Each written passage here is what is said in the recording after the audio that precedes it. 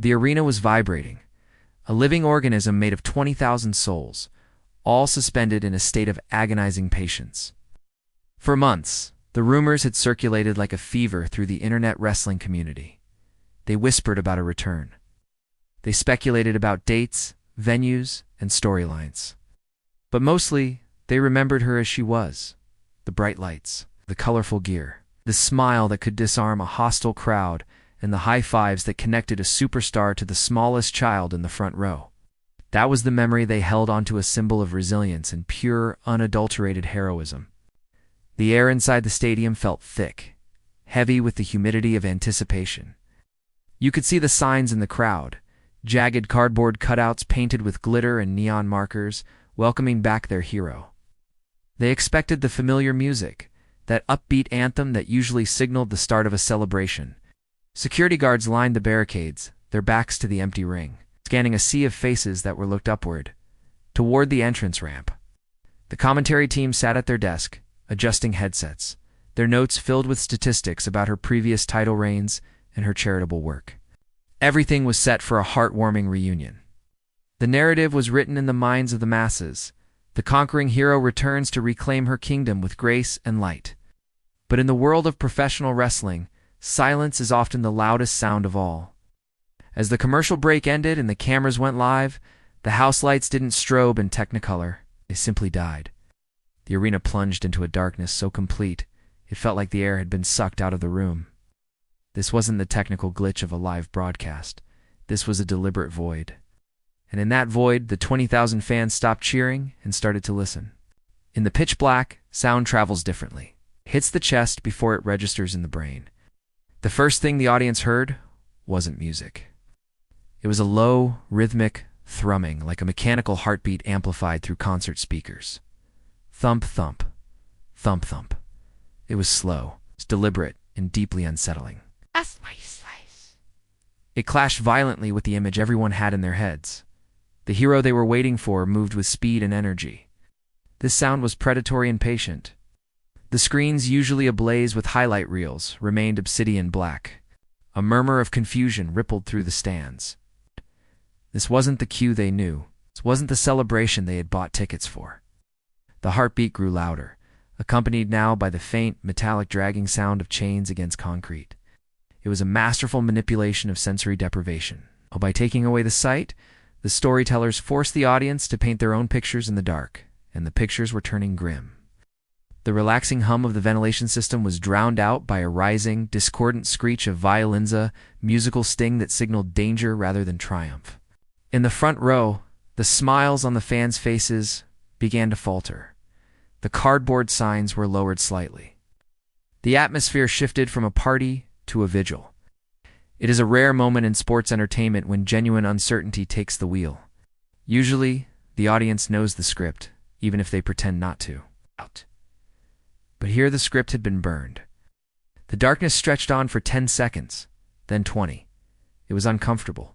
It was heavy. It was the calm before a storm that nobody had forecasted. And then, just as the tension reached a breaking point, a single spotlight snapped on. It didn't hit the stage. It hit the floor, illuminating a path of swirling, artificial fog that looked more like smoke from a battlefield than mist from a machine.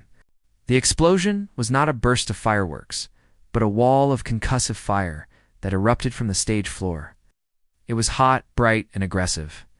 As the flames licked upward, a silhouette stepped through the inferno. This was the moment of truth, the split second where expectation collides with reality. The figure that emerged was not the bright, smiling athlete in neon spandex. She was draped in black leather that seemed to swallow the stage lights. Heavy, oxidized chains hung from her waist, clinking softly against armor plating that protected her shoulders and ribs. She stood there, perfectly still, letting the fire roar behind her like the wings of a fallen angel. The gasp from the crowd was audible, a collective intake of breath that sucked the oxygen right out of the building. This was a visual language of war, not sport. Her hair, once styled perfectly, was wild and matted, seemingly scorched by the battles she had fought during her time away. Her eyes were hidden behind dark tactical paint, stripping away the humanity that had made her a fan favorite. There was no waving to the crowd. There was no signature pose. There was only a cold, terrifying stoicism. She looked like a final boss in a video game, someone who had surpassed the need for adoration and was now fueled by something darker. The contrast was jarring. It was like seeing a childhood friend return from a long journey, only to realize they no longer speak your language. The leather creaked as she finally took her first step forward, and the camera zoomed in, catching the cold indifference in her eyes. This wasn't a comeback, it was a warning. The innocence of her past character had been incinerated in that opening blast of pyro, replaced by a warrior who had clearly seen the void. She began the descent down the ramp, and the pacing was agonizingly slow. In the past, she would have slapped hands with the fans lining the aisle. She would have hugged the children wearing her merchandise. Tonight, she walked a straight line, her gaze fixed on the ring as if it were a target to be destroyed. The fans reached out, their hands hovering over the barricades, confused by the lack of reciprocation. She walked past them as if they were ghosts. This rejection was more painful to the audience than any insult she could have spoken on a microphone. The camera tracked her boots, heavy and reinforced, stomping on the mats. Every step projected power and threat. The commentary team, usually quick with superlatives, remained stunned into silence, letting the visual storytelling take center stage. This silence from the announcers amplified the gravity of the situation. It told the viewer at home, this is serious. We don't know what to make of this either. The connection between performer and audience had been severed and retied into a knot of tension. She didn't slide into the ring. She climbed the stairs with the weight of the world on her shoulders. She stepped through the ropes, not over them, entering the squared circle like she owned every inch of the canvas. When she finally stood in the center of the ring, the lights dimmed again, leaving her in a singular, harsh spotlight. She slowly scanned the arena, looking at the thousands of people who had bought her old shirts, and her expression didn't soften. It hardened. It was a look of profound disappointment, not in herself, but in them. The transformation was complete. The hero was dead, and something dangerous had taken her place in the ecosystem of the roster. While the arena was paralyzed by the spectacle in the ring, the backstage area was a hive of chaotic energy. The monitors in the gorilla position, the nerve center of the show just behind the curtain, flickered with the live feed of the dark figures standing in the spotlight. Wrestlers who were preparing for their own matches stopped taping their wrists. Producers dropped their headsets.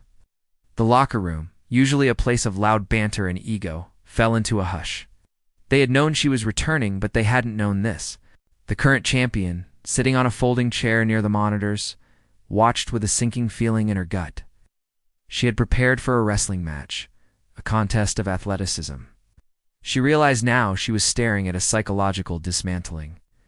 The mood backstage shifted from competitive to uneasy. This level of character evolution forces everyone else to step up or get left behind. It changes the temperature of the entire company.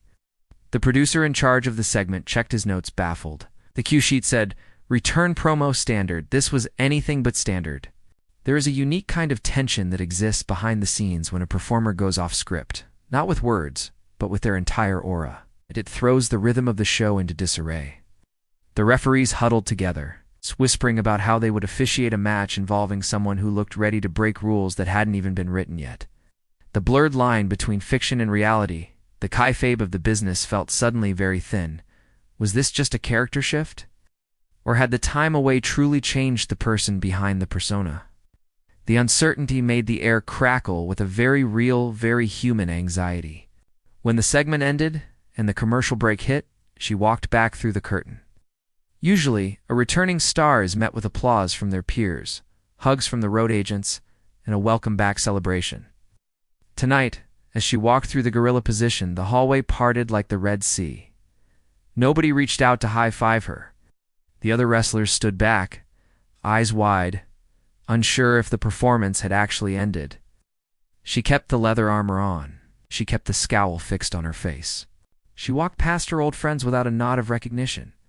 She found a quiet corner of the backstage area, away from the catering and the social circles, and sat alone on a crate. This isolation was the most telling detail of all. To sell a transformation this drastic, one must live in it. The loneliness of the final boss is not just a TV trope. It is a lifestyle choice for the performer. By distancing herself from the camaraderie of the locker room, she was protecting the mystique she had just built. The younger talent watched her from a distance, intimidated. They saw a veteran who had stripped away the vanity of the business and replaced it with raw intensity. The whispers began immediately. Why did she change? What happened during her hiatus? She okay? These questions, swirling around the backstage corridors, added layers of legitimate drama to the scripted narrative. The blurred reality of her behavior meant that the fear she projected in the ring was seeping into the reality of the workplace. She sat in the shadows, unbothered by the confusion, drinking water and staring at the floor, already plotting the next chapter of her reign of terror. The emotional aftermath of the return wasn't limited to the arena. It spilled instantly onto the digital battlefield. Within minutes, the hashtags were trending worldwide. But the sentiment wasn't the universal praise of a standard comeback. It was a turbulent mix of shock, fear, and betrayal. The most poignant reactions came from the younger demographic. Parents posted videos of their children crying, confused why their colorful hero was now dressed like a villain from a nightmare. She didn't smile. One caption read, "My daughter is heartbroken. This is the collateral damage of a dark turn. To build a monster, you have to destroy a hero. And that destruction hurts the people who believed in the hero the most." The timeline was flooded with images of the old version of Herbright.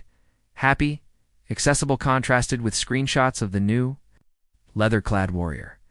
The visual dissonance was heartbreaking for fans who craved stability. They felt abandoned. It felt like the person they cheered for had died, replaced by a stranger who looked at them with disdain. Yet, amidst the heartbreak, there was a growing faction of the audience that was electrified. The older fans, the ones who crave complexity and grit, were analyzing every frame of the footage. They dissected the symbolism of the fire and the chains. They argued that this was the evolution she needed. The online discourse became a war between those who wanted the comfort of nostalgia and those who wanted the thrill of the unknown. The emotional weight of the story was being carried by thousands of strangers arguing on the internet, proving that the character reinvention had struck a nerve deeper than just entertainment. It felt personal. By the next morning, the wrestling dirt sheets and mainstream sports outlets had picked up the story. The headlines were sensational. The Queen of Light returns as the Angel of Death, and backstage concern. Has she gone too far? The media speculation fed the fire. Pundits recorded podcasts analyzing her body language, her lack of interaction with the fans, and the potential implications for the championship picture. They turned a 5-minute segment into a week-long forensic investigation. This chaos is exactly what a dangerous comeback is designed to create. It disrupts the status quo. The articles speculated on the reasons for the change. Was it a contract dispute turned into a storyline? Was it a legitimate frustration with her past booking? The blend of real-life speculation and on-screen fiction made the story irresistible. Even people who hadn't watched wrestling in years were clicking on the video clips, drawn in by the sheer visual magnetism of her new look. The company remained silent, issuing no press releases, which only deepened the mystery. They let the image of her standing in the flames circulate without context. This strategy of silence allowed the fans' imaginations to run wild, constructing theories far darker and more complex than anything a writer could put on a page. The media storm transformed her from a wrestler into a phenomenon. She wasn't just an athlete returning to a sport. She was a force of nature, returning to a world that had forgotten to fear her. The question on every blog and forum was the same. What is she going to do next? 1 week later, the world tuned in to hear her speak. The arena was even louder than before, but the tone was different. It was a nervous, buzzing energy. She stood in the center of the ring, the microphone loosely gripped in a gloved hand. She didn't shout. She didn't pace. She spoke in a low, calm register that forced the audience to lean in. "You wanted the girl who smiled," she said, her voice echoing through the rafters. "You wanted the girl who played by your rules, but that girl was weak, and that girl is gone." She explained the hiatus not as a vacation, but as a purgatory. She spoke of watching the show from home, seeing the fans move on to the next flavor of the month, seeing the company erase her legacy with every passing week. The twist wasn't that she hated the fans. The twist was that she felt they had failed her. She didn't turn evil for the sake of evil. She hardened herself for survival. "I didn't put on this armor to hurt you," she whispered, looking directly into the hard camera. "I put it on so you could never hurt me again." It was a revelation that added profound depth to the dangerous aesthetic. The chains weren't weapons. They were symbols of the burdens she carried. The fire wasn't destruction. It was a forge. The audience, ready to boo her as a villain, found themselves silenced by the logic of her pain. It is the most powerful kind of storytelling, the villain who makes sense. The danger she posed wasn't physical violence, but the uncomfortable truth that loyalty in this business is a myth. She held up a mirror to the fandom, showing them their own fickleness. As she dropped the microphone, the sound thudding against the canvas like a gavel striking a desk, the realization washed over the narrative. This wasn't just a wrestling angle. It was a story about the cost of fame and the necessity of evolution.